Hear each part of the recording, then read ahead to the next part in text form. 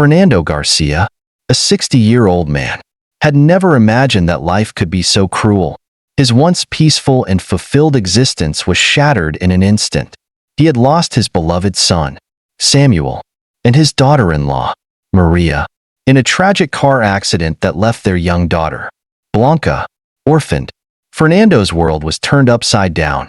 The accident was sudden and devastating, and it left him with an emptiness that no words could describe. Before the tragic loss, Fernando was a man full of life. He had a strong bond with his son, Samuel, who was the apple of his eye. Samuel had married Maria, a kind-hearted woman, and together, they built a family filled with love and joy. Fernando had always been there to lend a hand, whether it was working on their cars or offering advice. He had an optimistic view of life, surrounded by friends, and always had a smile on his face. But that all changed when the accident took his son and daughter-in-law away from him. The accident was the turning point in Fernando's life.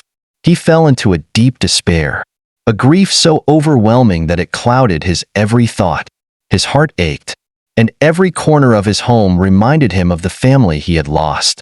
His only connection to the world now was his granddaughter, Blanca, the last piece of his son he could hold on to. Blanca was only 7 years old at the time of the accident, but she had quickly become the light of Fernando's life. Her innocent laughter and joyful presence were a balm for his broken heart. After the tragedy, Fernando made it his mission to raise her with all the love and care he could offer. He didn't have much left in terms of family, but Blanca was everything to him. She was the reason he woke up every morning and faced the world. Fernando had always been a strong man, both physically and emotionally, but the loss of his son and daughter-in-law had taken a toll on him. He was no longer the jovial, carefree man he used to be. His once bright outlook on life had faded into a somber reality. Yet, despite the sorrow that weighed heavily on him, Fernando remained devoted to Blanca. He made sure she had everything she needed: good food, a warm home, and, most importantly, love. In the absence of his own joy, Fernando found solace in being there for Blanca. He helped her with her schoolwork, spent time with her in the garden, and tried his best to make her feel safe and loved. He would often take her to the park, watching as she ran around with an energy that reminded him of the child he once knew in Samuel. Her laughter was a sound that healed his heart, if only a little. But even with all the love and care he gave to Blanca, Fernando couldn't help but feel that something was missing. It wasn't until a fateful rainy day that this missing piece would appear, in the form of a small, abandoned puppy. It was a late afternoon when Fernando and Blanca were walking home from school. The wind was howling, and leaves flew in all directions, swirling around their feet. The sky was overcast, and the air was thick with the scent of rain. As they made their way down the street, they heard a faint whimper. It was soft, barely audible over the sound of the wind. Curious, they followed the sound, which led them to an alley. There, lying on the ground, was a small puppy, trembling from the cold and clearly in pain. The poor creature had been abandoned, its hind leg injured, and its brown eyes filled with fear and sadness. Blanca's heart broke at the sight of the helpless animal. She couldn't stand to see it suffer. Without hesitation, Blanca knelt down and gently scooped up the puppy in her arms. She spoke softly to it, trying to calm its trembling body. "It's okay, little one," she whispered. "We'll take care of you. You're safe now." Fernando, his heart heavy with the weight of the past, but still moved by the sight of his granddaughter's kindness, nodded in agreement. He could see how deeply affected she was by the puppy's plight. His own heart softened at the thought of giving this small creature a chance at a better life. He knew that he couldn't leave the puppy there to suffer alone. With the puppy in her arms, Blanca turned to her grandfather. "Can we help him, Grandpa? Please." Fernando looked at the little dog in her arms and saw the determination in her eyes. He knew that this was an opportunity for them to give something back to the world, a chance to care for a living being, to heal together. "Of course, sweetheart," he said, his voice gentle. "We'll take him to the vet and make sure he's okay." Blanca smiled brightly, relieved that her grandfather was on board. Together, they rushed to the nearest veterinary clinic. where the puppy received the care it desperately needed. The injury wasn't life-threatening, but the puppy required some time to recover. As they waited for the treatment to take effect, Blanca and Fernando spent hours by the dog's side, offering comfort and love. They named the puppy Taika, and from that moment on, she became a part of their small family. As Taika recovered, she grew stronger and healthier, and the bond between her and Blanca deepened. The joy that the puppy brought to their lives was immeasurable. Fernando began to see a glimmer of hope in the form of this small, spirited animal. Taika had a way of bringing life and energy back into their home, filling it with laughter and love once more. What began as an act of kindness to save an abandoned puppy became the catalyst for a new chapter in their lives. Taika was no longer just a dog. She became a companion, a friend, and a source of comfort for both Fernando and Blanca. The presence of Taika in their home filled the void that had remained after the loss of their loved ones. And slowly, they began to heal, one day at a time. Life seemed to be slowly returning to a sense of normalcy for Fernando Garcia and his granddaughter Blanca. With Taika, the little puppy they had rescued, by their side, their home was filled with the warmth and laughter that had been missing for so long. Taika quickly became more than just a pet. She was a part of the family, offering unconditional love and support. Fernando could see the joy in Blanca's eyes every time she played with the dog, and he was grateful for the little moments of happiness they had together. Despite the fact that Fernando and Blanca were finding healing in each other's company, the pain of their past loss still lingered in the shadows. Fernando had learned to live with the absence of his son, Samuel, and daughter-in-law, Maria, but their memory never fully faded. Every day was a reminder of the family he had once had, his son's laughter, his daughter-in-law's kindness, and the way his house had been filled with love. Yet, in Blanca's smile, Fernando found the strength to carry on. He had promised to be there for her, and he was determined to keep that promise, no matter how hard the days might get. One day, as the seasons changed and autumn began to settle in, the winds picked up, bringing with them a chill that hinted at the coming winter. It was on one of these crisp afternoons that the fateful tragedy occurred. Fernando and Blanca had spent the morning together, working in the garden, trimming the plants that had begun to wither. Taika chased after the falling leaves, playfully darting around them. It was a peaceful moment, one that seemed to capture everything they had longed for, a quiet, simple life surrounded by love. After finishing their chores, Blanca went inside the house to grab her jacket, eager to head out to the park. Fernando sat on the porch, watching Taika run around the yard. It was then that Blanca called out, her voice full of excitement. "Grandpa, let's go to the park. It's a perfect day for a walk." Fernando smiled, nodding in agreement. He had grown accustomed to these little outings with his granddaughter. They would often walk to the park, where Blanca would run around with Taika, her laughter echoing in the air. It was a simple pleasure, but it was all they needed to feel whole again. However, on that particular day, something unusual happened. As Blanca and Taika raced ahead of him, a ball that Blanca had been tossing to Taika suddenly rolled off the sidewalk and into the street. Without thinking, Blanca dashed after it, her small feet running quickly across the pavement. Fernando shouted her name, but she didn't hear him. In that split second, Fernando's heart stopped.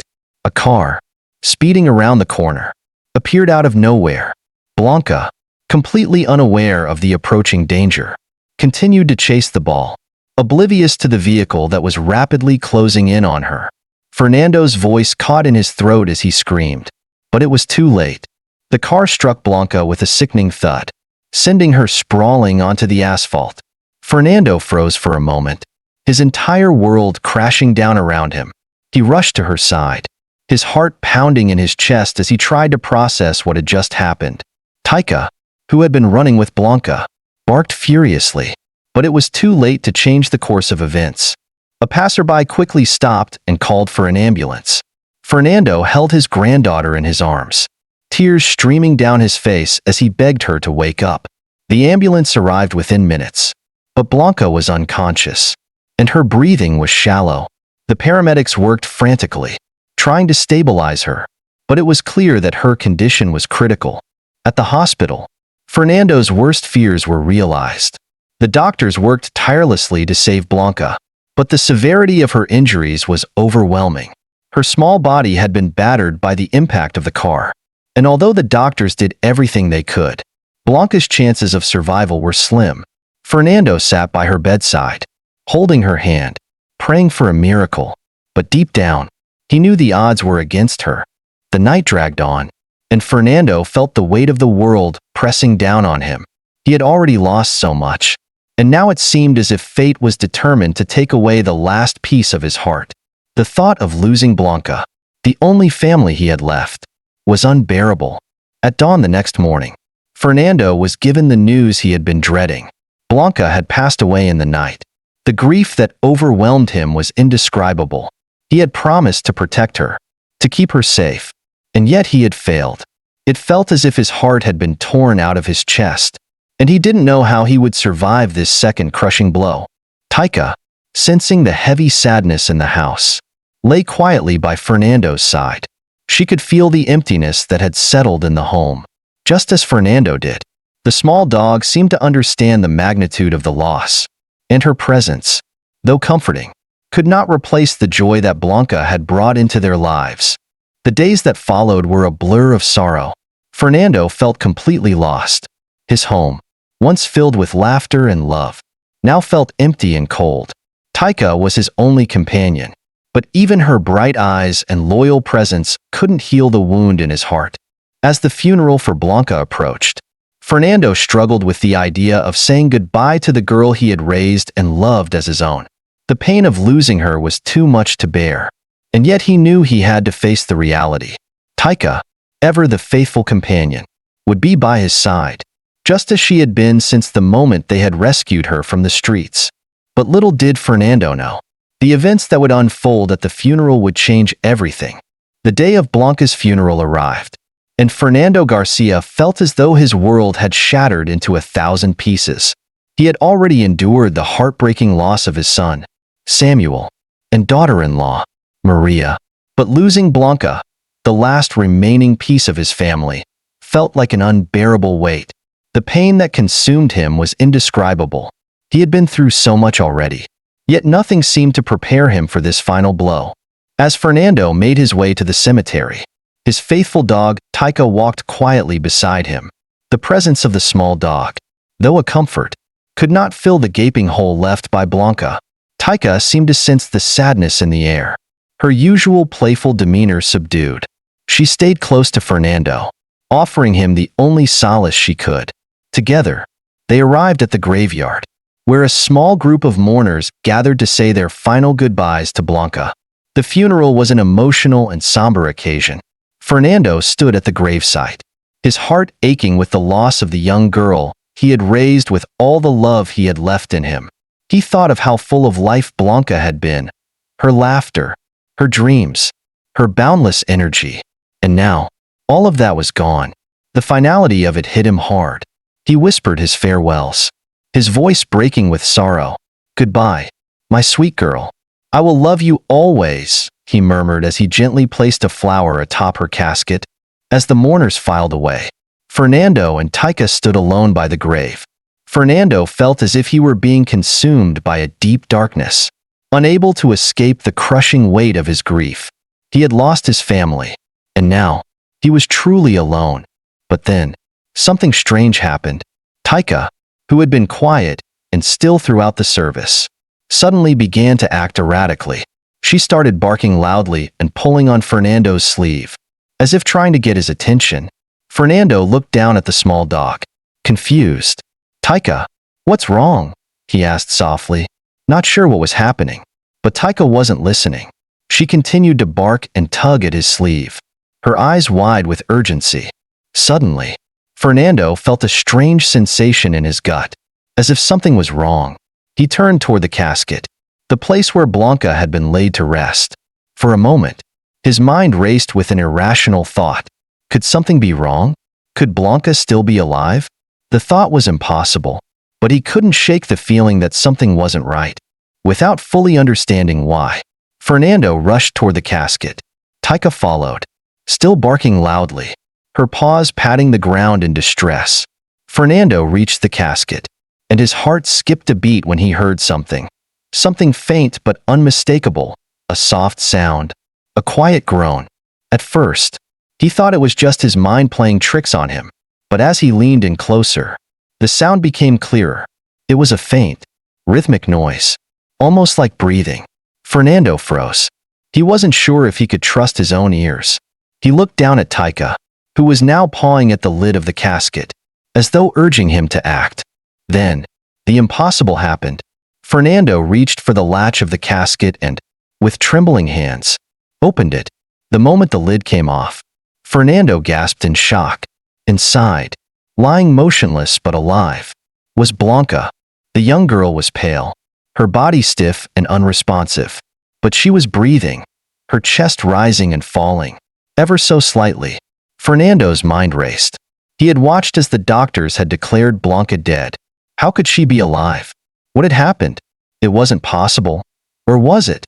Blanca, he cried, his voice trembling with emotion. My dear Blanca, you're alive. Tears streamed down his face as he carefully cradled her in his arms. Taika, still by his side, licked Blanca's face, her excitement growing as she sensed the miracle unfolding before them. In that moment, Fernando felt an overwhelming sense of relief and disbelief. The pain of the past few days seemed to melt away as he held his granddaughter, who was, against all odds, still with him. Taika's relentless barking and insistence had led him to discover this miracle. Taika, it seemed, had known something was wrong all along. After a moment of shock, Fernando shouted for help. The funeral attendants rushed over, as did the few remaining mourners who were still in the vicinity. They couldn't believe their eyes when they saw Blanca alive. The doctors who had declared her dead were called back, and they quickly confirmed that Blanca was not dead but had been in a state of suspended animation, a condition that mimics death due to brain injury. She had been misdiagnosed, her condition mistaken for death. It was a miracle, one that no one could have predicted, and Fernando and Taika were the first to witness it. The doctors worked to stabilize Blanca, and soon she was on her way to the hospital for further treatment. Although her recovery would be a long and difficult journey, the fact that she was alive was nothing short of miraculous. The news spread quickly, and people who had witnessed the unbelievable event were left in awe. Taika became a hero in the eyes of everyone, earning the title of the miracle dog. The small puppy, once abandoned on the streets, had saved Blanca's life with her instinct and unwavering loyalty. For Fernando, the joy of having his granddaughter back was indescribable. The loss and pain he had felt in the past weeks began to fade into the background, replaced by hope and gratitude. He knew there was still a long road ahead for Blanca's recovery, but now he had something to hold on to, a renewed sense of family and love. As for Taika, she became an irreplaceable part of their family. Her loyalty, her protective instincts, and her love for Blanca had brought them back from the brink of despair. Fernando realized that in the darkest of times, even the smallest glimmer of hope could shine through, and sometimes, miracles could happen when you least expect them. And so, Fernando, Blanca, and Taika began a new chapter in their lives. Together, they learned the true meaning of family, love, and resilience, and they would forever be grateful for the miraculous gift that had brought them back together.